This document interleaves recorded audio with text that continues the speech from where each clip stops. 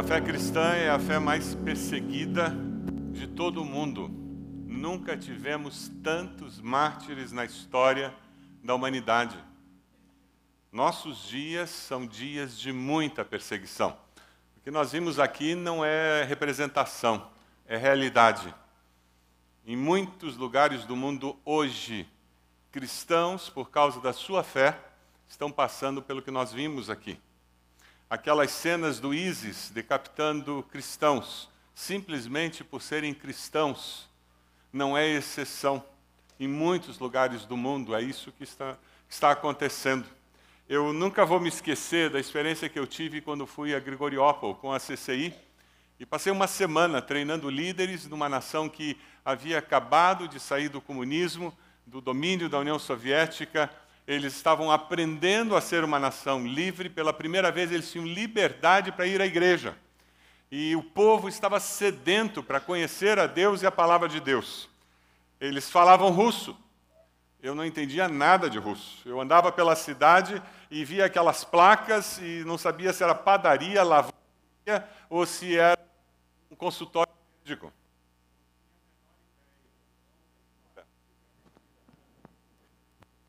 Isso eu tenho ideia. E eu não sabia o que estava acontecendo. Mas eles colocaram o Eugene para ser o meu jovem intérprete, um rapaz que tinha aproximadamente 20 anos, um jovem universitário. E um dia eu conversei com o Eugene e ouvi a sua história. Ele foi criado no comunismo. Seus pais eram cristãos, mas não podiam levá-lo à igreja, porque antes de 18 anos era proibido levar os filhos à igreja. Tinha um agente na porta da igreja, fiscalizando para ver se alguma criança estava chegando. Era proibido fazer reuniões em casa. Se 3 vezes aquele líder fosse advertido, ele ia parar na cadeia. E era isso que acontecia na cadeia. É interessante porque eu perguntei para o Eugene, mas Eugene, se você não podia ir à igreja, como foi que você conheceu de Jesus? Ele olhou para mim, deu uma risada e disse, em casa, com as portas fechadas, janelas fechadas, baixinho para ninguém ouvir. Os meus pais, todos os dias, faziam culto comigo. Todos os dias eles me ensinaram a amar e temer a Deus. Quando eu cheguei aos 18 anos, a primeira coisa que eu fiz foi ir à igreja. Porque agora eles não podiam mais me proibir. O Eugene se tornou um crente em Jesus, um discípulo de Jesus, por causa do ministério que os seus pais tiveram. O que aconteceria com seus filhos se você fosse proibido de trazê-los à igreja? Com o que você faz em casa com eles, eles aprenderiam a amar e temer a Deus? Seria suficiente? Você está ensinando a sua fé em casa pela sua maneira de ser e pelo tempo que você investe compartilhando a sua fé em Jesus com os seus filhos? Muita gente morreu por causa da fé, para que Eugene tivesse liberdade religiosa. A igreja sofredora prega o evangelho ao redor do mundo, como mártir. Muitos dão a vida para que amigos, parentes, vizinhos tenham oportunidade de ouvir a salvação que há em Cristo Jesus. Eles pagam um alto preço. A minha pergunta hoje à noite é, e você? Você tem pago algum preço para que seus parentes, seus amigos ouçam as boas novas? Você está disposto a pagar algum preço? Somos privilegiados por morar num país em que nós temos liberdade religiosa, de ir e vir, falar. É verdade que existe um preço a ser pago. Nós temos que lidar com nossos preconceitos, com as barreiras que nós mesmos colocamos, barreiras que as pessoas colocam. Eu queria que nós aprendêssemos com Pedro sobre como vencer essas barreiras. Uma experiência que é muito conhecida nossa.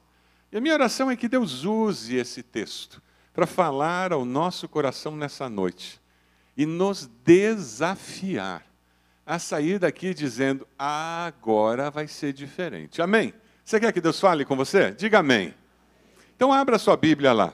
Eu quero que você abra sua Bíblia lá em Atos capítulo 10. E nós vamos começar a ler a palavra de Deus. Atos capítulo 10. Se você está na internet, eu quero que você acesse o esboço, que está aí também na página, para que você possa acompanhar. Você tem aí dentro do boletim o esboço, dessa maneira você pode acompanhar a mensagem. O amor de Deus transforma realidades, transforma vidas, transforma o discípulo. E é por isso que ele é usado por Deus. O amor nos liberta de preconceitos. Nesse texto, nós vemos Deus trabalhando com um judeu encardido. Sabe aquele crente batista de 40 anos? Encardido. Cheio de tradição, cheio de costumes, cheio de bons costumes. O amor de Deus chega lá e quebra. E faz com que ele aceite novos desafios. Faz com que ele aceite mudar paradigmas, porque ele tem uma missão que é maior do que todas as tradições que ele tem na cabeça dele. Ele tem um senso de missão que o faz prosseguir e faz com que ele esteja disposto a pagar o preço que for para compartilhar esse amor. O texto começa falando de um homem rico e poderoso. Quando a gente começa a falar aí que ele era comandante de um batalhão romano chamado Batalhão Italiano, o pessoal mais novo não entende isso. Mas se você viveu a ditadura militar, você vai entender o que eu estou falando. O meu pai era militar na época da ditadura. Quando a ditadura chegou, meu pai já era major, depois tenente-coronel, coronel. Então, ele era oficial e oficial superior. O que o meu pai deu de carteirada nesse Brasil, restaurante, guarda de trânsito, tudo quanto é lugar. O que ele fazia? Tirava a carteira do exército. Acabou. Ninguém questionava. Por quê? Durante a ditadura militar, que os militares estavam no poder, quem que mandava no país? A farda verde. Quando você lê esse texto, você tem que entender que Pedro terá que ir na casa dos poderosos da época. Ele está indo em Brasília, na Granja do Torto, ou do Jaburu, alguma coisa assim. É na casa dos poderosos. Roma dominava. Esse homem estava representando o poder naquela cidade. Quem viveu a ditadura militar entende isso. E é esse homem que teme a Deus. Você consegue acreditar que lá em Brasília tem gente que teme a Deus? Você consegue acreditar que no Congresso Nacional tem gente que teme a Deus? É desses preconceitos que eu estou falando. Você consegue acreditar que em condomínio de classe alta tem gente que teme a Deus? É desse preconceito que eu estou falando. Tem gente que busca a Deus, que anseia por conhecer mais a Deus.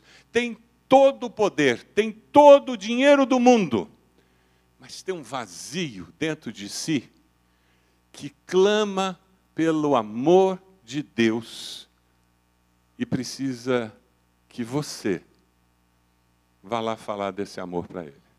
Vá lá falar desse amor para ela. É interessante porque o texto continua dizendo que ele era um homem religioso, no verso 2.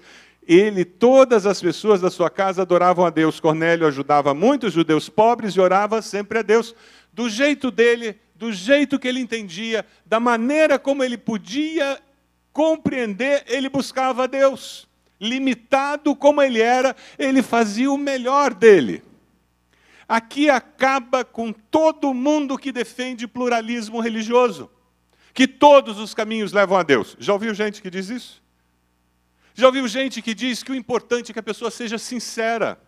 Toma veneno sinceramente achando que é xarope para tosse. Vai acabar com a tosse, para sempre. Sinceridade não resolve. Não adianta eu ser sincero achando que esse caminho é bom. Pluralismo religioso é falácia do inimigo. Esse texto, de uma maneira muito simples, como a Escritura é, ele deixa claro para nós que Jesus é o caminho, a verdade, a vida, e é um caminho apenas. É interessante porque aquele homem estava sinceramente buscando a Deus, ele estava fazendo o melhor dele, mas não era suficiente. E Deus via aquilo. E Deus se revela a ele. E Deus fala que ele tinha que mandar buscar alguém. E Deus se revela de forma sobrenatural. Quantos relatos nós temos de muçulmanos, de gente que tem tido sonho, gente que tem tido visão, gente que tem ouvido que tem que ir buscar. Quantas pessoas que dizem, eu tinha que ir. Nossa igreja, quantas pessoas nós temos recebido que dizem, eu passei aí na frente, eu passava na frente todo dia, aquela cruz como que me chamava para ir nessa igreja. Nós temos pessoas aqui que congregam conosco, que já tomaram uma decisão ao lado de Cristo, que testemunham dizendo, eu passava todo dia na frente, aquela cruz parece que me chamava para entrar. Nós somos conhecidos como a Igreja da Cruz Verde. É Deus se revelando às pessoas. Sabe aquele seu vizinho, Deus está falando com ele, aquele colega de trabalho lá da faculdade, Deus está falando. Deus está preparando o terreno, afofando a terra. É interessante porque o texto continua dizendo que Deus fala com ele. Vá lá no versículo 9, no dia seguinte, ao meio-dia, Pedro subiu ao terraço para orar. Ele era crente, foi fazer o período devocional dele. Pegou a Bíblia, pegou o devocional, o livrinho devocional dele, o caderno de hora silenciosa, e ele subiu no terraço. Aí ele foi lá orar. Enquanto isso, os homens vinham pelo caminho lá perto. Pedro ficou com fome, quis comer, ele era batista. Tem lanchinho no período devocional dele. Já perto de Jope, Pedro ficou com fome, quis comer alguma coisa. Enquanto o almoço estava sendo feito, ele teve uma visão. Ele viu o céu aberto, uma coisa parecida com um grande lençol amarrado pelas 4 pontas, que descia até o chão. Dentro daquilo havia todos os tipos de animais de 4 patas, de animais que se arrastam pelo chão, de aves. Então Pedro ouviu uma voz que dizia, Pedro, levante-se, mate e coma. Pedro respondeu, de jeito nenhum, Senhor. Eu nunca comi nenhuma coisa que a lei considera suja ou impura. A voz falou de novo, não chame de impuro aquilo que Deus purificou. Isso aconteceu 3 vezes, em seguida a coisa que parecia um lençol foi levada de volta para o céu. Pedro começou a perguntar a si mesmo o que aquela visão queria dizer. Se a sua caminhada com Deus não tem nada de surpreendente, você está construindo um Deus à sua imagem e semelhança. Eu vou falar de novo. Se a sua caminhada com o Deus transcendente, todo-poderoso, Criador dos céus e da terra, não tem nada de surpreendente nessa caminhada, você está construindo um Deus à sua imagem e semelhança, limitado como você. Porque no momento em que você, criatura limitada, se relaciona com esse Deus que transcende todas as coisas, que pode todas as coisas, que está acima de todas as coisas, que sabe todas as coisas, quando você se relaciona com Ele, Ele há de surpreender você. Ele há de fazer zzz na sua mente. Ele há de dizer coisas para você que você diz, Deus, não faz sentido. Deus, agora eu não entendi. Deus, por essa eu não esperava. Ele há de deixar você até a véspera da resposta. Porque Ele vai deixar você pendurado pela fé. Porque teu Deus não é programadinho por você. E Ele não está a serviço seu.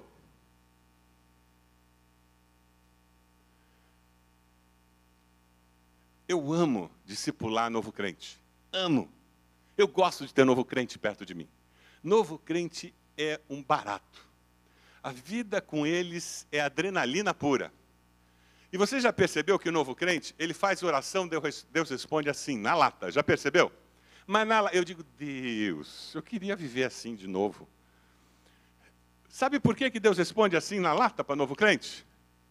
Porque Deus está querendo afirmar para ele que de fato funciona essa história de oração e que Deus de fato está presente. Aí conforme ele está crescendo na fé, sabe o que Deus começa a fazer? Querido, vamos inverter essa história. Não sou eu que estou a teu serviço, é você que está a meu serviço. Então espera um pouquinho. Não é assim que vai acontecendo? Aí conforme a gente vai amadurecendo na fé, a gente vai descobrindo que Deus começa a falar, espera, espera. E às vezes ele diz assim, não. Não é o que acontece com o filho? Bebezinho, recém-nascido, ele fala, todo mundo vai para o quarto. Não é assim? Ele fala, todo mundo vai para o quarto. Agora inventaram até uma câmera com um monitor. Pela casa o pessoal anda com aquilo, né? Aí o bebezinho faz 1, 2, 3 meses. Ele faz, a mãe diz, é manha. Não é assim? Aí ele faz um outro ela diz, é fome. É fralda cheia. Não é assim? E a gente começa a perceber, o nosso neto, o Davi, está com 3 meses. A minha norinha, a Ívia, ela mandou um vídeo essa semana. É o primeiro vídeo de manhã. Ele está na cadeirinha e ele começa a chorar. Mas um choro fingido. 3 meses. Mas um choro fingido e brabo.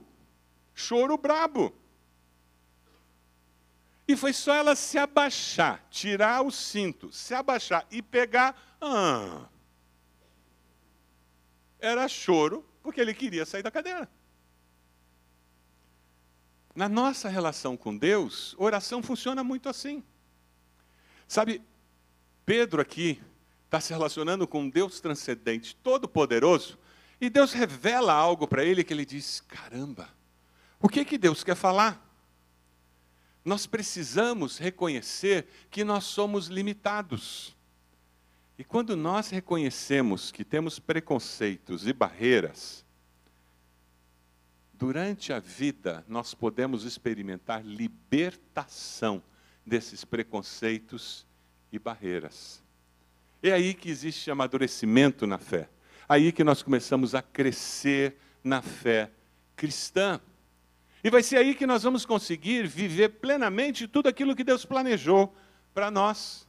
Mas se nós não temos essa expectativa de deixar Deus quebrar nossas barreiras, nossos preconceitos, nós nunca veremos o sobrenatural de Deus se manifestar nas nossas vidas. Nós vamos viver que nem essa senhora aqui, que aparece no avião. Dá uma olhadinha nessa história.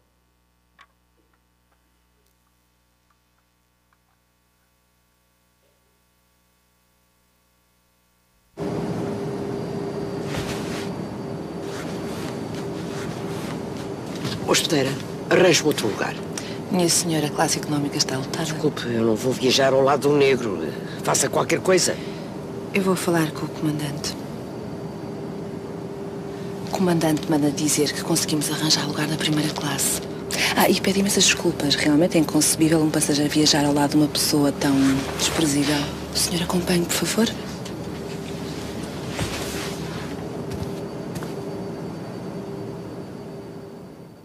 A primeira classe é para o negro. A pessoa desprezível é ela, que é preconceituosa. E olha as pessoas pela cor. E muitos de nós não percebemos isso. Nós até achamos que não somos preconceituosos. Mas desde que não entre na nossa família, né? Desde que não case com uma filha ou com um filho. Mas dá uma olhadinha num outro vídeo que fala sobre barreiras e preconceitos que nós temos.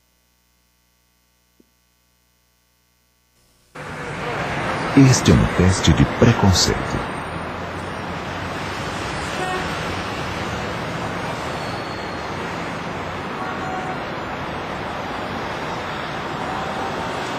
O cartaz diz, aqui nessa cadeira sentou uma pessoa com AIDS.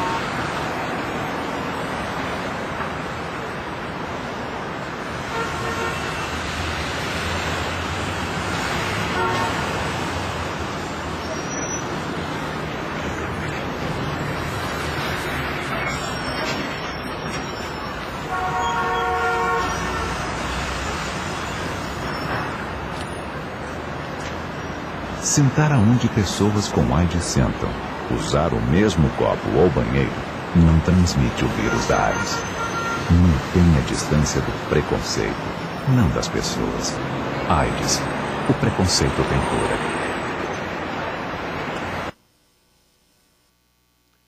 Quantas vezes nós temos dificuldade de lidar com uma pessoa que tem AIDS? Já imaginou você fazer discipulado com alguém que tem AIDS?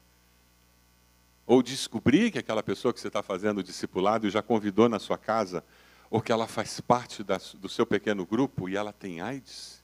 Sentou no meu sofá, onde eu assisto filme.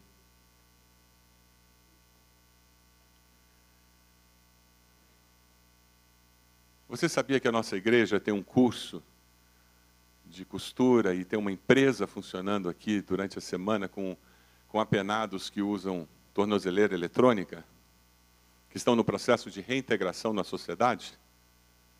E muitos deles frequentam nossos cultos?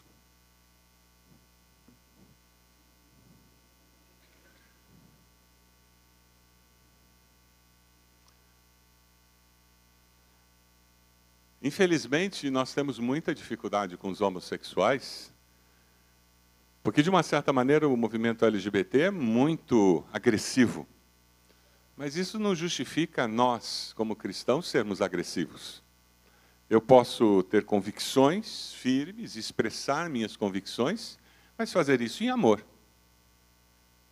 E graças a Deus, em muitas circunstâncias, em muitas situações que nós já tivemos que conviver com homossexuais que começaram a frequentar a nossa igreja tem demonstrado amor, tem acolhido, tem amparado, tem ajudado, sem nunca negociar o que nós cremos. Como casais que vivem juntos, nunca discriminamos. Porém, nunca negociamos o que nós cremos, que um casal deve casar no civil. Sem nunca deixar de incentivar um casamento abençoado por Deus, casando no religioso. São valores que nós prezamos, que para nós é inegociável. Nós valorizamos isso.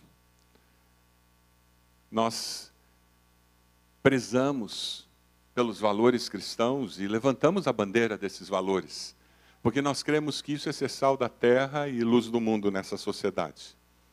Mas não discriminamos aqueles que pensam diferente de nós. Quando nós decidimos cancelar a conta do Santander, não foi com preconceito, foi simplesmente uma decisão administrativa da igreja. Por discordarmos de uma decisão administrativa que eles tomaram, baseada em alguns fatores ideológicos da instituição. Tão simples quanto isso. Eu estava falando com algumas pessoas que estão tentando transformar isso numa bandeira ideológica. Eu disse, não me contem dentro.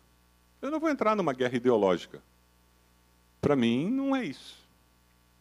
E nem preciso entrar nisso. Nós simplesmente fizemos isso. Da mesma forma como tem alguns acampamentos belíssimos na região metropolitana que nossa igreja não usa, porque eles não dão nota fiscal. Nós temos um princípio em nossa igreja. Nós só fazemos alguma negociação com pessoas jurídicas que dão nota fiscal. Faz sentido? Então, nós não usamos esses acampamentos. E são lugares bonitos. Mas eles dizem, não, vocês recolhem a inscrição de todo mundo e nos entregam o dinheiro. Nós dizemos, isso é ilegal. O nome disso é Caixa 2. E nós já tivemos várias situações em que nós tivemos que lidar com isso. Como, por exemplo, funcionários que pedem a demissão. Já ouviu o acordo entre empresa e funcionário? Já tivemos alguns desgastes com funcionários que queriam que nós fizéssemos acordo. O acordo é muito prático e muito comum no Brasil. Você vai no sindicato, diz para o sindicato que você está demitindo a pessoa. Aí na porta do sindicato, depois de você assinar toda a papelada do sindicato, o funcionário devolve o cheque dos 40% para a empresa. E fica tudo bem. E a empresa pega aqueles 40% e põe no Caixa 2. Porque legalmente aqueles 40% saíram do caixa da empresa. Nós não fazemos isso. Porque não é correto. São valores que nós temos em nossa igreja e nós adotamos. Graças a Deus por isso. Quando você entende que valores regem a vida da nossa igreja, você entende que valores devem reger a sua vida. E aí as barreiras, os preconceitos sociais, raciais, têm que começar a cair para você poder viver plenamente esse evangelho. E esse evangelho vivido plenamente, ele se transforma num evangelho que transforma, Porque ele é o poder de Deus quando ele é vivido pelo discípulo. Aí não interessa se é com pobre, com rico, aí vai ser lá na empresa com o diretor da empresa, com o faxineiro da empresa, não interessa a escala hierárquica da empresa. Onde você estiver, a sua presença vai brilhar, porque as nossas boas obras brilham e glorificam o nome do Senhor Jesus. Não é simplesmente eu sou crente e vou à igreja. Não, eu sou discípulo de um mestre que tem valores que transformam a minha vida e que impactam a sociedade onde eu vivo. Impactam o condomínio onde eu vivo. É por isso que naquele condomínio onde eu vivo, a gente tem menos corrupção. Porque eu me importo pelas contas do condomínio. E eu não vou deixar que um cínico, de um síndico, esteja roubando e todo mundo saiba. Porque como cristão, eu me importo. O que acontece quando nós começamos a deixar Deus agir em nós, é que Ele muda o nosso interior. Testemunho cristão é um transbordar da presença de Deus em nós. Jesus nunca disse que nós tínhamos que converter as pessoas e nem convencer as pessoas. Olha para a pessoa do seu lado e diz, você não tem nem que convencer, nem que converter. Diga para ela, liberte essa pessoa dessa desgraça que o diabo fala. Liberta. Ninguém tem. Ninguém tem. Testemunhar é dar evidência do poder de Deus na sua vida. É isso. A pessoa vai olhar para você e dizer, por que você tem essa paz? Minha mãe perdeu um filho aos 23 anos. Uma amiga dela perdeu um filho também. Aquela amiga com a família desestruturada. Chega lá em casa e diz, Isis, como você consegue ter essa paz? Adivinha o que ela disse? Jesus é a minha paz, porque Ele é o príncipe da paz. Como você consegue ter tanta fé? É Deus quem coloca a fé no meu coração. E você pode ter essa fé. Você quer orar pedindo essa fé a Deus? Anos depois, uma vizinha dela perde um filho num acidente de avião. Alguém de um centro espírita diz que o filho quer falar com essa pessoa. Essa pessoa participava de um estudo bíblico na casa da minha mãe. Veio perguntar para minha mãe se devia ir. Minha mãe disse, olha, se eu fosse você, eu não iria, porque eu não acredito nisso. A Bíblia diz que não existe isso, que é mentira, que não existe comunicação entre os mortos e os vivos. Mas eu não sou você. Mas eu não iria. Quando meu filho morreu, eu não fui. Vieram falar a mesma coisa para mim. Mas eu tenho convicção, porque eu conheço Jesus, como você já tem ouvido no nosso estudo. Minha mãe explicou tudo para ela. Ela disse, eu tenho que ir. Minha mãe disse, a decisão é sua. Você me avisa quando você for, que eu vou estar aqui de joelhos orando por você. E aquela senhora fez isso. E enquanto ela estava no centro espírita, minha mãe estava em casa, orando por ela de joelhos. E o filho falou com a senhora. E eles conversaram. E aquela senhora ficou muito impressionada. No final da tarde, ela chegou para falar com a minha mãe e disse, Isis, você tinha razão. Eu cheguei lá, a voz era do meu filho, ele falou comigo, eu chorei, eu me emocionei. Durante um bom tempo, era o meu filho. Na hora de me despedir, ele falou um negócio que eu olhei para a pessoa, Isis, e eu tive certeza que o que você tinha me dito era verdade. Aquilo era mentira, não era o meu filho. O que ele falou era mentira. Meu filho nunca tinha feito aquilo. Deus revelou para ela, fruto da oração, eu creio da minha mãe, de joelhos. Deus revelou que aquilo era mentira. O que Deus espera de mim e de você é essa evidência do seu poder na vida daquelas pessoas. Mas para que isso aconteça, precisa acontecer o que aconteceu no versículo 17. Dá uma olhadinha no versículo 17. Vamos ler juntos? Pedro começou a perguntar a si mesmo o que de que Deus é Senhor da história e Ele pode transformar as situações da vida para o nosso bem. Você quer aprender como Deus faz isso? Ou você vai ficar lutando contra as situações ruins? Vai ficar reclamando das situações ruins? Coração ensinável é quando eu olho para a vida e digo: Deus, eu quero que o Senhor me mude. Seja qual for a situação que vier na minha direção, eu confio no Senhor. Nos versículos 34 e 35, Pedro faz uma afirmação incrível. Pedro começa a falar e diz: agora eu sei que de fato Deus trata a todos de modo igual, pois Ele aceita todos os que o temem e fazem o que é direito, seja qual for a sua raça. Na hora que ele faz essa afirmação, um paradigma quebrou dentro dele. Judeu e gentio são iguais para Deus. Preto e branco, japonês e coreano são iguais para Deus. Dentro dele, atleticano e coxa, vai tudo para o mesmo lugar. Não tem diferença.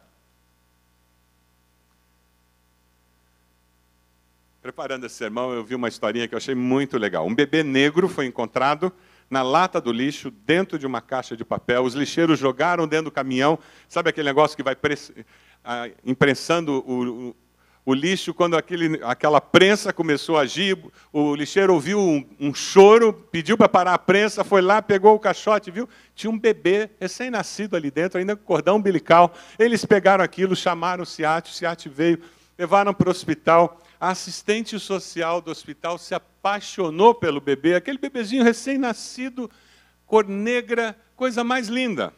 Aquela assistente social tinha uma filha de 5 anos, polonesa, olho azul, cabelo louro.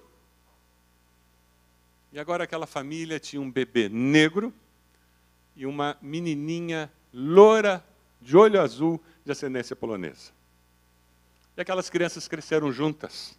Os anos se passaram, a menina agora com 10 anos, brincando com o irmãozinho de 5 anos. E a menina de 10 anos olha para aquele irmãozinho que ela tanto amava. Ela pega aquele irmãozinho e diz: olha, eu gosto tanto de você. E ela pega as mãos daquele irmãozinho, ela olha para as mãos daquele irmãozinho, ela pega a mãozinha dele, ainda gorda, coloca sobre a sua mão, e ela diz para ele: você está vendo o que eu estou vendo aqui? O irmãozinho olha e diz: sim, eu estou vendo. E ela diz: o que você vê de diferente? Qual é a diferença entre as nossas mãos? O menino disse: é muito fácil, essa pergunta é fácil de responder. A minha mão é menor que a sua.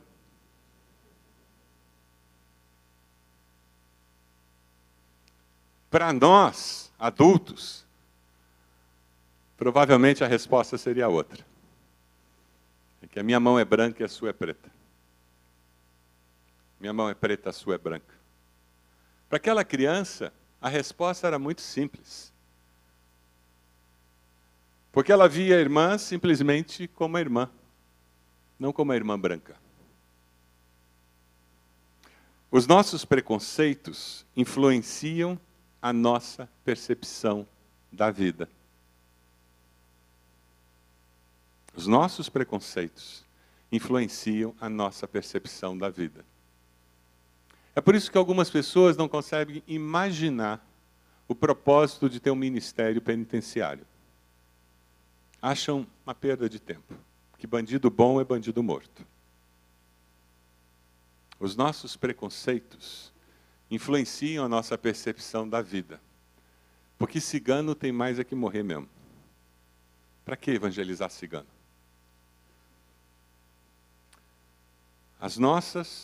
Nossos preconceitos influenciam a nossa percepção da vida. Drogado não tem recuperação mesmo.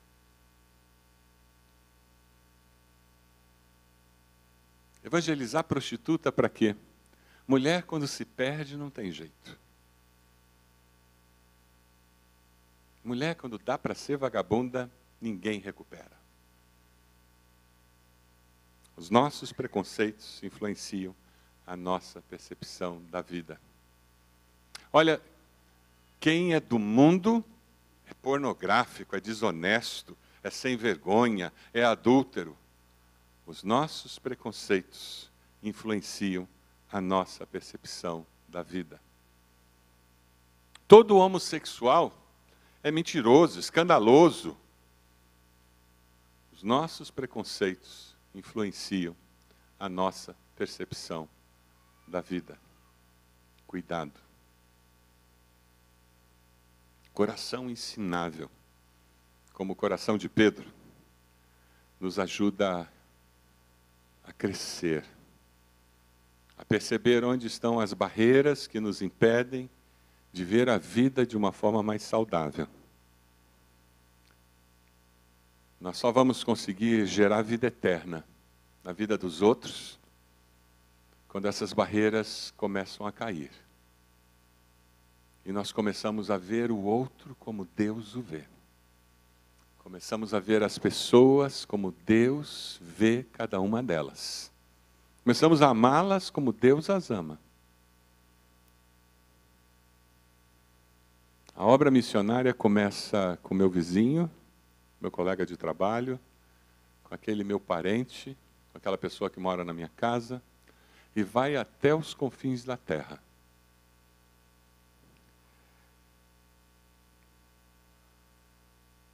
Se você olha o versículo 27, você vê que Pedro vai até a casa de Cornélio.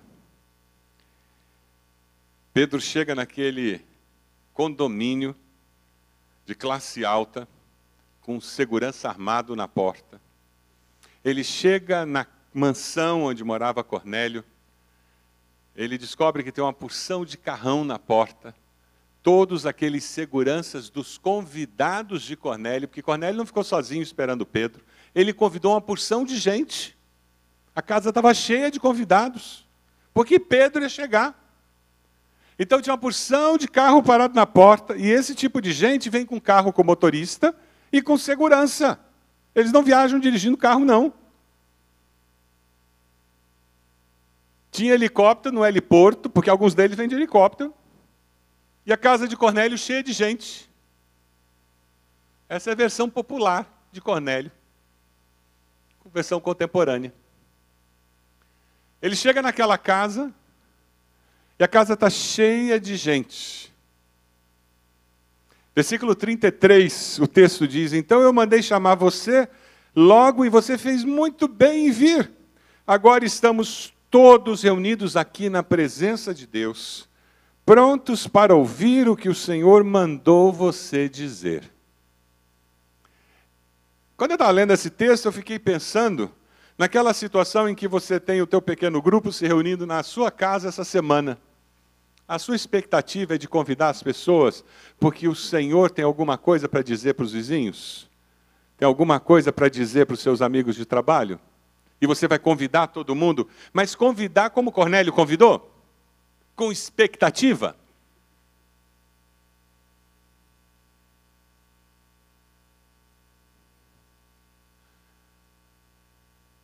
É interessante. Eu fui ler esse texto lá na paráfrase, a mensagem. É interessante a maneira como Eugene Peterson escreveu. Eu queria ler para vocês, vai ser projetado na tela. Pedro, então, passou a contar-lhes as boas notícias. Esta é a verdade de Deus.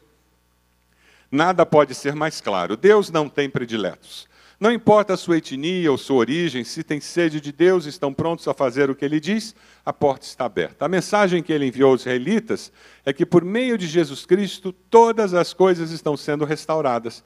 E agora vejo que Ele está fazendo isso em toda parte com todo mundo. Vocês devem saber o que aconteceu na Judéia. Começou na Galileia, quando João apareceu pregando uma mudança de vida radical. Depois chegou Jesus de Nazaré, ungido por Deus, com o Espírito Santo.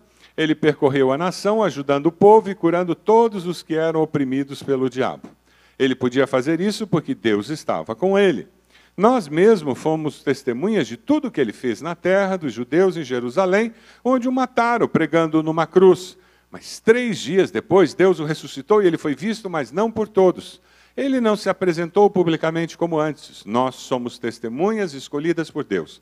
Fomos nós que comemos e bebemos com Jesus depois que ele voltou dos mortos. Ele nos deu a tarefa de anunciar essa verdade, de apresentar o solene testemunho de que ele é aquele que Deus designou o juiz dos vivos e dos mortos. Mas não estamos vivos sozinhos nisso. Afirmamos que é somente por meio dele que recebemos o perdão dos pecados, o que é confirmado por todos os profetas.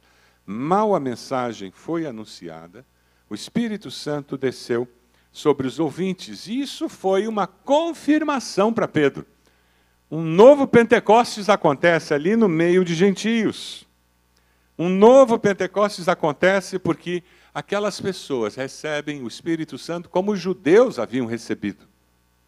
É interessante porque na casa dele acontece a chegada da presença de Deus para aqueles que buscavam a Deus. É por isso que nós falamos tanto de você abrir a sua casa para receber o povo de Deus, para ouvir de Deus, para trazer pessoas que não conhecem a Deus, para que elas conheçam a Deus na sua casa.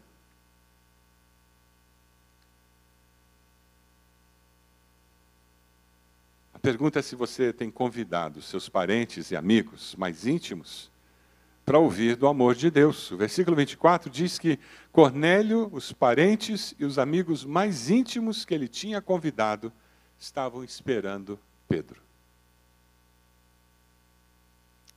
Será que você desistiu de convidar? Porque eu já convidei tantas vezes, pastor. Quem que você tem convidado? Você consegue fazer uma lista mental dessas pessoas?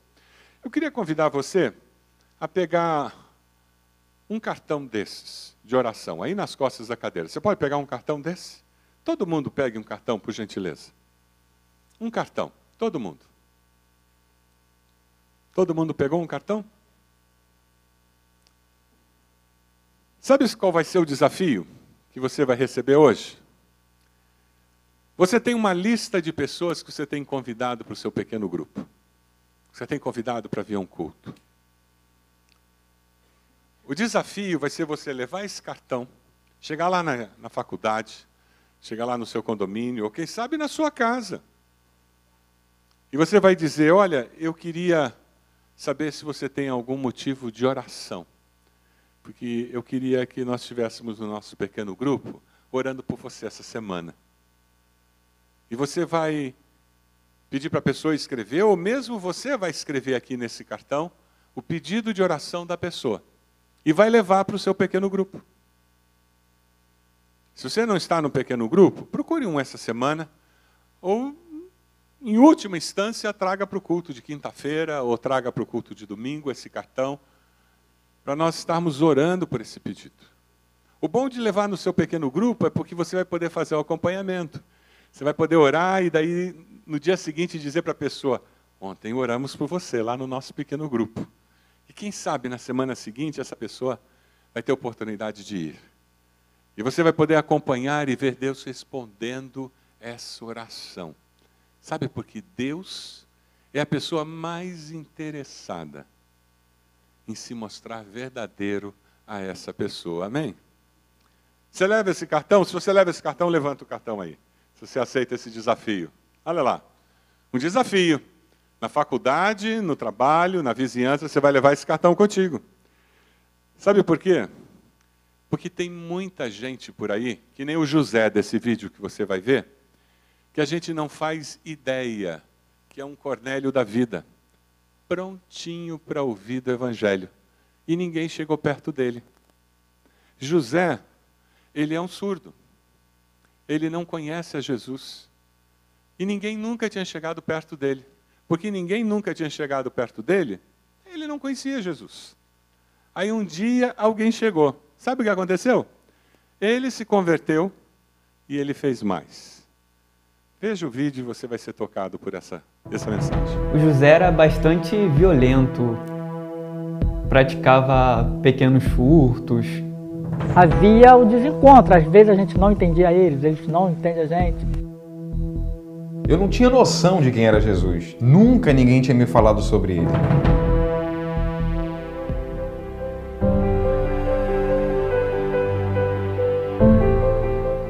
José levava uma vida bastante complicada.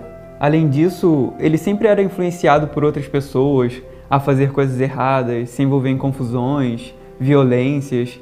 Piabetá é um lugar muito isolado, bastante violento. Como José nunca tinha recebido ajuda, informações sobre Jesus e como ter sua vida transformada, ele vivia ali, à mercê da violência, apesar de estar sedento por mudança. A gente sempre falava, irmãos, como é que eu vou evangelizar meus filhos dentro de casa? Aquela dificuldade, os irmãos também não tinham conhecimento. Um dia meu pai me chamou para ir na igreja com ele. Eu fui, sentei lá com ele, mas eu não entendia nada. Não tinha intérprete, estar ali sem entender absolutamente nada me incomodava. Um bando de gente falando, aquelas bocas se mexendo na minha frente, eu não entendia nada, o que me entristecia muito. Quando a missionária Marília chegou aqui, né, nós vimos uma luz brilhar lá no fim do túnel, né, e uma nova esperança para o meu filho. Vimos ali a alegria do coração daquele jovem de encontrar alguém que sabe comunicar com eles em língua de sinais. Então Deus falou grandemente no meu coração e eu peguei o nosso missionário, o pastor Rafael, e falei para ele, Rafael, estou te dividindo agora, né? Você vai continuar aqui em Vila Isabel, cuidando das ovelhas surdas que Deus te deu, mas você precisa ir para um campo extenso em Piabetá. Nós fomos convidados a levar o projeto Alcance Surdos a Piabetá. E junto com José fomos de rua em rua procurar onde os surdos estavam. Ele foi me mostrando onde seus amigos surdos moravam e dava para ver a alegria no rosto dele. Ele convidava para compartilhar a palavra através da evangelização discipuladora e através disso diversos surdos aceitaram Jesus.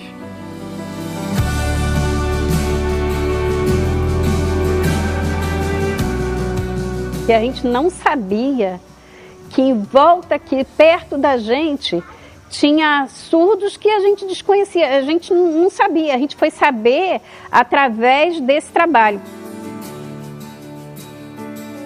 A gente sempre encerra o Alcance Surdos com um batismo. E com muita alegria, José disse, eu quero me batizar, e nós o batizamos.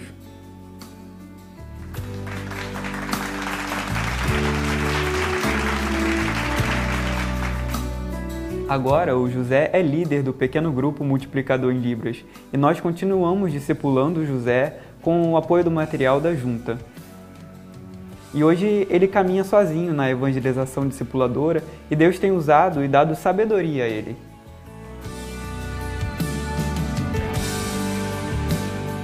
Quando a gente tem um filho que escuta no caminho do Senhor, já é uma bênção muito grande. Agora vocês imaginam você ter um filho surdo, né?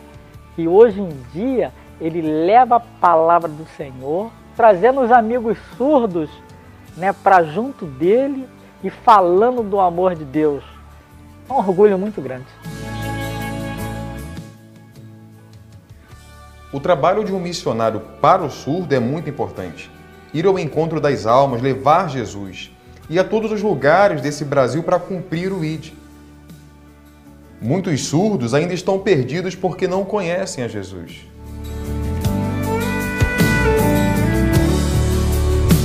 Agradeço a Deus porque a gente sabe que Deus ele tem trabalhado, Deus tem feito maravilhas e é só Deus mesmo, porque não tinha esperança de ver meu filho do jeito que ele é.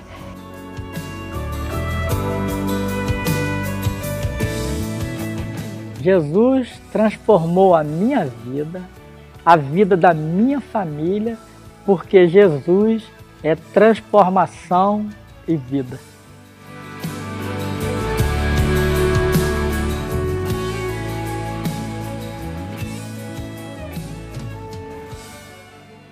Coisa linda, não é mesmo? Jesus tem esse poder para transformar. Eu queria pedir que você fechasse seus olhos. Momento de desafio, momento de consagração. Você aplicar essa mensagem à sua vida. O primeiro desafio é se você está disposto a ter um coração ensinável, deixando que Deus o ajude a quebrar seus preconceitos, as barreiras que você tem na sua mente, que tem impedido você de experimentar tudo que Deus tem para você, a plenitude do projeto de Deus para a sua vida. Eu quero desafiá-lo a dizer: Deus, me ensina coisas novas. Deus, como Pedro, teve disposição para aprender coisas novas, para mudar um jeito que ele tinha vivido a vida toda, e ele não era mais criança. Mas ele aceitou novos desafios e ele experimentou novas coisas com o Senhor. Deixe Deus falar ao seu coração e diga: Deus, eu quero. Você quer que Deus faça isso? Você aceita esse desafio? O segundo desafio da noite é você decidir ser como Pedro na vida do seu Cornélio, aquele colega de trabalho, aquela colega, aquele parente íntimo, aquele amigo. Você vai até a casa dele, você vai levar ficha de oração, você vai trazê-lo na sua casa, trazê-la na sua casa. Você quer que essa pessoa experimente o amor de Deus na vida. Você quer que essa pessoa seja exposta ao poder do Evangelho. Você quer que o Espírito Santo de Deus tome conta da vida dessa pessoa. Nesse momento agora, diga para Deus o nome dessas pessoas. Diga quem são elas. Diga: Deus, eu estou com dificuldade de crer que o Senhor pode transformar. Quebra essa barreira, Senhor. Renova a minha fé. Faça isso, diga para Deus. Para você experimentar o agir de Deus na sua vida.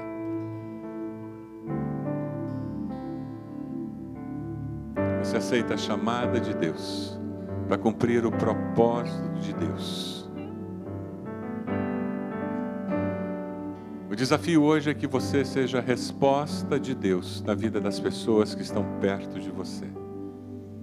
Se você quer ser resposta de Deus na vida dessas pessoas, eu vou desafiar você a se colocar de joelhos onde você está. Com esse gesto você vai dizer: Deus, eu me ponho de joelhos na tua presença, pedindo que o Senhor use a minha vida. Eu me consagro ao Senhor. Eu quero ser resposta do Senhor na vida, e diga o nome da pessoa. E com esse gesto você está dizendo: eu quero que o Senhor use a minha vida para dar evidência do teu poder. Que a minha vida manifeste o poder do Senhor. Lá no meu trabalho. É lá com o dono da empresa, Deus. Lá no meu trabalho com aquele colega. Lá no meu trabalho com aquele porteiro da empresa. Lá no meu trabalho, Deus. Lá na minha faculdade com o professor. Aquele professor que é cínico, Deus. Aquele professor que debocha de crente.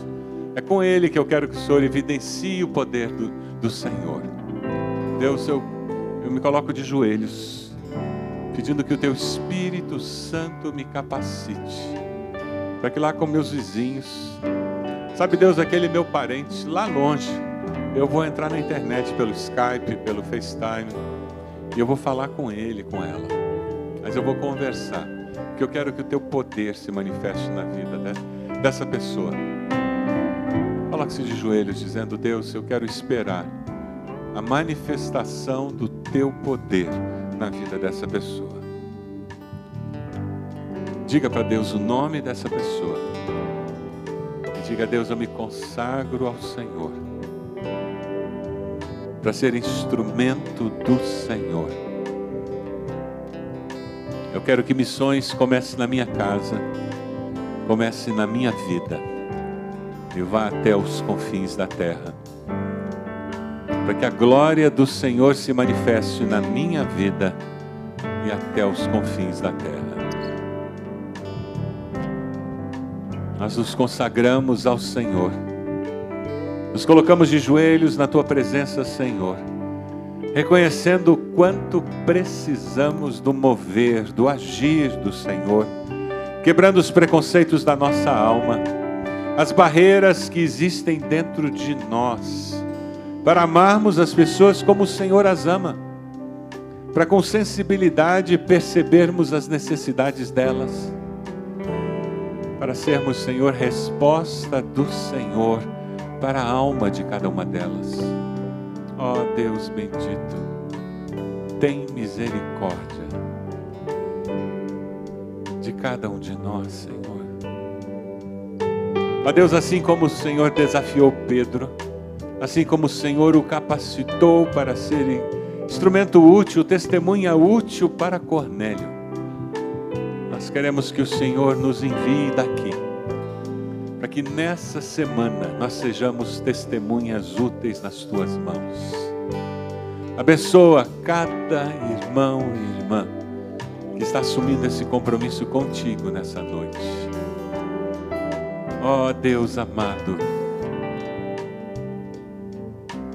nós oramos, Senhor, por essas pessoas que serão contactadas, que nós perguntaremos qual o motivo de oração que elas têm, que nós nos ofereceremos para orar por elas, Deus, que nessa oportunidade nós possamos demonstrar o Teu grande amor por elas.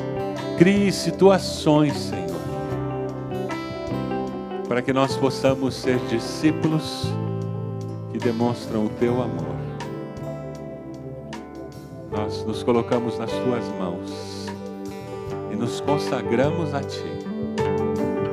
E o fazemos no precioso nome do nosso Salvador, Cristo Jesus.